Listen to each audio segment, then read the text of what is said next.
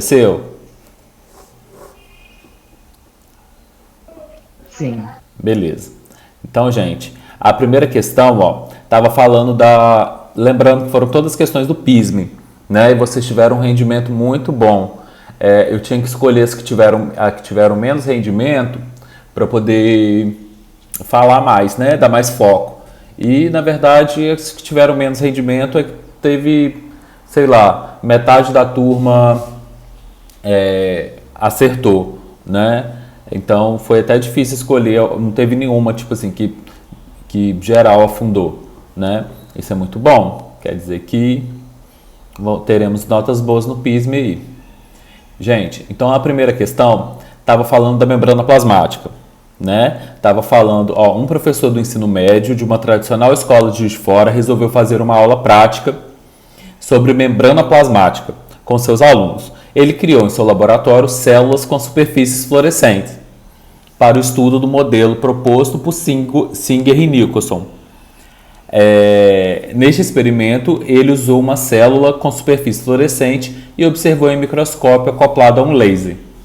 O laser utilizado neste caso é capaz de degradar a fluorescência conjugada às células na superfície celular. Então ele está falando que ele pegou uma célula, colocou a superfície dela fluorescente, né? A superfície dela é o quê? A membrana plasmática.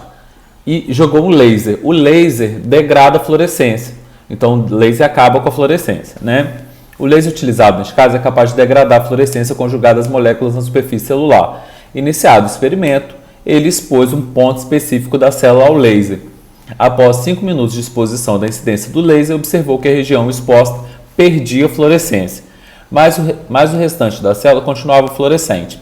Entretanto, após 1 hora de exposição no mesmo local, no mesmo ponto focal, toda a célula perdia fluorescência. Baseado nesse experimento, responda a questão abaixo. Quais moléculas perderam a fluorescência e qual o modelo evidenciado neste experimento? Então, o modelo observado aí... Gente, eu vou falar de todas as questões, tá? Não estou falando as que vocês erraram não, depois eu vou mostrar as que mais erraram. O modelo proposto por Singer e Nicholson é o modelo do mosaico fluido, né? Então a gente já exclui aí a terceira questão. E a membrana plasmática ela é composta principalmente por lipídios e proteínas, né? Fosfolipídios, se tivesse aí fosfolipídios seria mais certo ainda, mas fosfolipídios é um tipo de lipídio. E as proteínas lá que formam os canais, que formam as proteínas periféricas, né? Então a membrana plasmática ela é composta principalmente de lipídios e proteínas. E o modelo proposto por Singer e Nicholson é o modelo do mosaico fluido, tá? Aí tá falando dos neutrófilos, que é um tipo de célula de defesa do nosso corpo, que ele entra em contato então com um micro-organismo e ele vai englobar esse micro-organismo e esse micro-organismo está cheio de fluorescência, né? Também. Aí tá perguntando quais moléculas dentro da célula vão estar fluorescentes. Então, se ele está englobando partícula para dentro da célula, ele está fazendo endocitose, né? Se ele está fazendo endocitose de uma partícula sólida, né, é fagocitose. Se fosse uma partícula líquida, seria pinocitose. Mas como é uma partícula sólida, que é um micro-organismo, então ele está fazendo fagocitose. Então vai se formar aquela bolsa chamada de fagossomo, né? Esse fagossomo está com a bactéria ali dentro. Quem que vai lá destruir essa bactéria, né? Vai ser o lisossomo. Então o lisossomo, a função dele é juntar com uma das funções, né? É juntar com esse fagossomo, ele vai liberar as enzimas digestivas ali e vai destruir essa bactéria. Então a resposta certa é fagossomo e lisossomo. Aí essa questão todo mundo acertou, né? Propriedade da água, que é gente, essa daí foi a única questão que não é do PISM, tá? A característica da água que permite que os insetos caminhem sobre ela é a tensão superficial. Essa daqui é uma das que vocês erraram. Essa daqui eu vou falar depois no final. Em teoria, a infertilidade masculina pode ser causada pela ausência do corpúsculo basal, o centríolo que migra para a periferia da célula no espermatozoide, porque a ausência do corpúsculo basal causaria infertilidade. Então, ele não está falando de formação do acrossomo, ele não está falando de, sei lá, energia do espermatozoide, ele está falando centríolo, tá? Qual que é a função do centríolo? É formar a cauda do espermatozoide, né? O flagelo do espermatozoide. Então a resposta certa é a primeira aí, não se formaria o flagelo, porque o centríolo, uma das funções dele é formar o flagelo do espermatozoide, tá? Então, não está relacionado com energia, não está relacionado com acrossomo, nada. Se falou centríolo, o flagelo do espermatozoide. A despeito da similaridade entre células animais e vegetais, elas têm algumas diferenças que caracterizam esses dois tipos celulares. Com exemplos de diferença, as células vegetais. A resposta são autotróficas, né? E acumulam energia na forma de amido, que a nossa célula animal ela armazena energia na forma de glicogênio, né? E são heterotróficas, não produz o próprio alimento, né? Não produz a própria glicose. A principal diferença aí é que as células vegetais elas são autotróficas e acumulam energia na forma de amido. Gente, se alguém tiver alguma dúvida aí nessas questões, vocês falam, tá? Ok. As células animais e vegetais possuem no seu interior vários compartimentos. Eu não sei se acho que essa foi uma também. Vocês mais errado, depois eu vou voltar. Essa da vitamina todo mundo acertou, tá? Ou a grande maioria.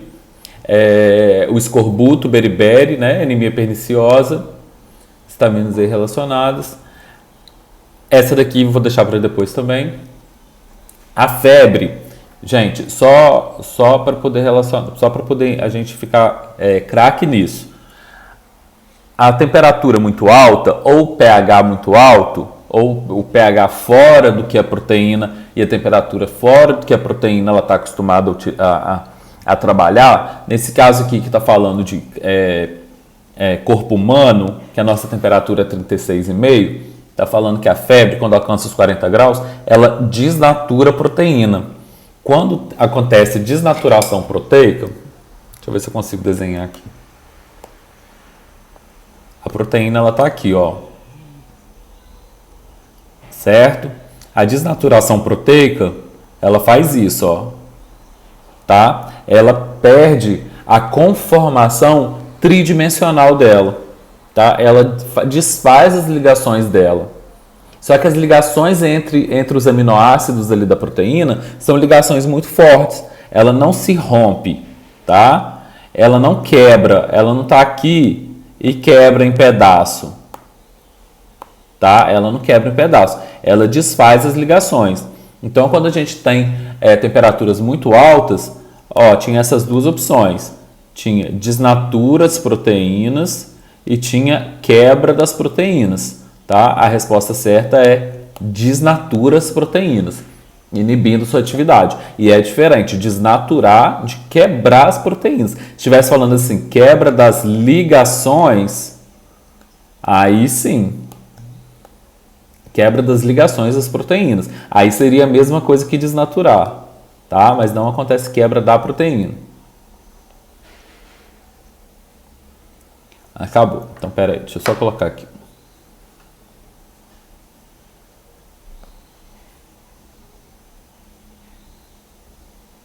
Deixa eu ver aqui. Então, essa daqui, gente, ó, da metamorfose do sapo, então a resposta certa, olha aí, teve todas as respostas, né?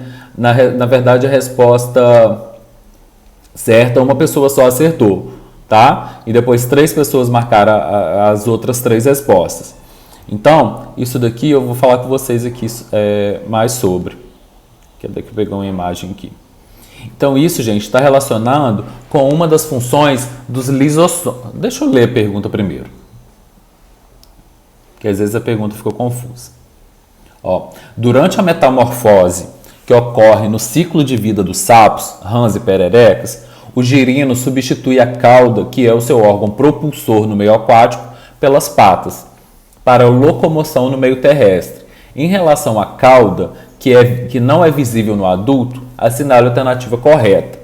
Então, gente, uma das funções dos lisossomos que é aquela bolsa cheia de enzima lá dentro, que pega lá o fagossomo, né, que está com a bactéria, e digere aquilo. Uma das funções dos lisossomos é a morte celular programada, tá? É quando esses lisossomos eles se rompem, né, e a célula ela acaba morrendo, né? Então isso é muito comum, por exemplo, quando a gente está no nosso desenvolvimento embrionário, que os nossos dedos eles são todos colados, né? Eles têm uma membrana aqui chamada de membrana interdigital, uma membrana entre os dedos. Então essas células aqui no nosso olho, né, boca, elas precisam morrer, né? Essas células que formam essa membrana, ela precisa morrer para poder o dedo abrir, boca, olho.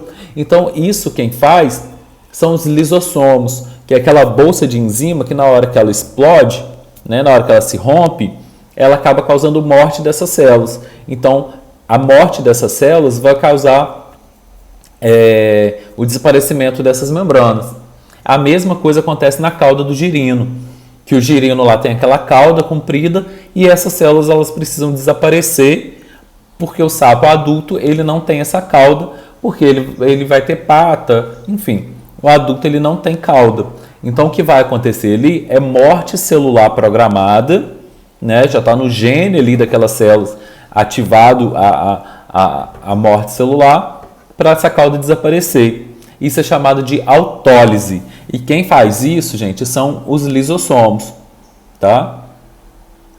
Então, de acordo então que a concentração dessas enzimas aí dos lisossomos, elas vão aumentando, a cauda ela vai desaparecendo, tá? E quem faz isso, quem libera essas enzimas, então vão ser os lisossomos, tá? Então, o lisossomo é aquela bolsa cheia de enzimas digestivas formadas lá pelo complexo de Golgi, que vão ser responsáveis ou por digestão de micro-organismo que entra, né, para a célula se alimentar, ou digestão de organelas velhas, né, tem alguma mitocôndria que está velha, ela precisa, não tem mais função, o lisossomo vai lá e digere ela, faz a digestão dela, ou então para fazer morte da célula em geral. Tá? E essa morte da célula ela é muito importante. Os dois principais exemplos são a cauda do girino e na formação da desaparecimento das membranas interdigitais para a formação dos nossos dedos, né, no desenvolvimento do embrião. Ficou claro isso, gente? Sim. Gente? Sim. Beleza. Sim. Então aqui, ó. Então a resposta certa, não vai dar para ler tudo, mas as células da cauda do girino sofrem autólise. Lise é quebra, né? Morte. Então, né? Quebra. Então, auto dela mesmo. Então é quebra dela mesmo, né? As células, quando elas destroem ela mesmo, né? Quase que é sinônimo de um suicídio. Então, autólise por ruptura dos lisossomos, provocando a digestão dessas células. Beleza, gente? Tranquilo? Beleza. Então, essa função do lisossomo, essa semana tem semanal, não tem? Tem. Então, essa parte dos lisossomos vai ser uma das questões da semanal, tá? Essas funções deles. Beleza? Beleza. Então tá, deixa eu ver outra questão Beleza. aqui. As células animais e vegetais possuem em seu interior vários compartimentos que podem estar delimitados por membrana semelhantes à membrana plasmática. Marque a opção correta que cita todas as organelas e estruturas celulares que estão envoltas por membrana. Então, gente, a principal diferença entre as células eucariontes e procariontes é que, primeiro, a célula eucarionte, que são as nossas células, o núcleo está delimitado por uma membrana, chamada de carioteca. Tá? E a procarionte não tem, o DNA fica solto lá dentro do citoplasma. Outra diferença é que a célula eucarionte possui organelas que estão envoltas por membrana. A célula procarionte não tem. Então, retículo endoplasmático liso, retículo endoplasmático rugoso, complexo de Golgi, lisossomo, mitocôndria, isso tudo são organelas que estão envoltas por membrana, tá? Então ele pediu para poder falar naquela questão todas as organelas que estão envoltas por membrana. E a grande dúvida aí foi entre essa segunda aí, né, que 5 pessoas marcaram, e a terceira que 4 pessoas marcaram. Então, aqui, só lendo essa terceira aqui que vocês marcaram. Cloroplasto, retículo endoplasmático liso, retículo endoplasmático rugoso, certinho, e centríolo. Gente, o centríolo, ele não é envolto por membrana. Centríolo, ele é que vai formar o fuso, né, lá na divisão celular, que lá a gente viu também que forma responsável lá pela cauda do espermatozoide. Ele é um filamento assim, ó. Lembra? Em forma de T, que vai formar os fusos. Ele não está envolto por uma membrana, tá? Ele não tem membrana. Na célula procarionte eu também encontro centríolos, tá? Então a resposta certa, gente, era essa de cima, que tem mitocôndria, certo? Retículo endoplasmático rugoso, certo? Complexo de Golgi, né? Que são aquelas monte de membrana assim, né? Complexo de Golgi, certo? E o núcleo, que a membrana do núcleo é a carioteca. Beleza, gente? Tranquilo? Deixa eu só ver aqui que tem mais uma terceira questão. Tranquilo. Aqui que eu coloquei. Não, são 4. Para manter a diferença entre as concentrações interna e externa dos íons sódio e potássio, proteínas presentes nas membranas plasmáticas atuam como bombas de íon, capturando ininterruptamente íon sódio do citoplasma, transportando para fora. Na face externa da membrana, essas proteínas capturam íons potássio no meio e o transportam para o citoplasma. Nesse processo, o papel do trifosfato de adenosina, ATP, na membrana plasmática Então, aí está falando de transporte ativo, tá? Está falando de manter as concentrações diferentes na célula, né? As concentrações... Ai, meu Deus, como é que fala? Perdi. As concentrações... Perdi a palavra que eu ia falar. Contra o gradiente de concentração, né? Vai deixar essas concentrações contra o gradiente de concentração. Então, papel do ATP, gente, toda vez que falar ATP, adenosina trifosfato, trifosfato de adenosina, está falando de energia, tá? Ele vai manter as concentrações diferentes, ele vai fazer o transporte ativo, tá? Indiretamente, mas diretamente ele vai fornecer energia. Ele vai manter as diferenças da concentração de sódio e potássio? Vão, mas quem vai fazer isso, o próprio enunciado já fala, são as proteínas da membrana, né, que vão passar. Agora, quem vai manter essa proteína funcionando vai ser o ATP, que vai gerar energia. Tá? Então, o ATP ele tem lá 3 fosfatos, ele vai quebrar o último fosfato e vai liberar a energia que está naquela ligação. Tá? Aí essa energia vai ser utilizada pelas proteínas para manter essa concentração diferente. Tá? Então, claro que indiretamente ele vai manter a diferença dessas concentrações de sódio e de potássio. Mas a função do ATP é fornecer energia. Beleza, gente? Sim. Tá?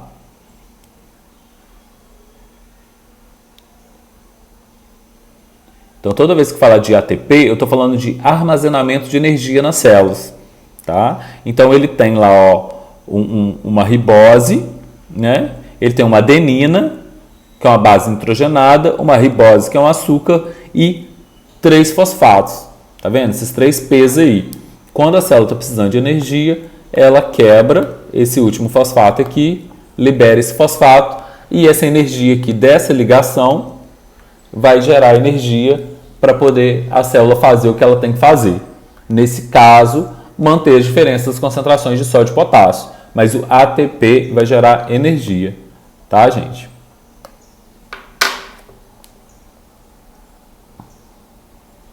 Só ver aqui que tem mais uma questão para a gente poder corrigir. Que é a da febre. Eu já tinha falado disso. Acho que eu coloquei 2 vezes. Mas tá vendo que a grande maioria acertou. Colocou 6 pessoas acertaram. Mas é aquela diferença de desnaturar a proteína e quebrar a proteína. Beleza, gente?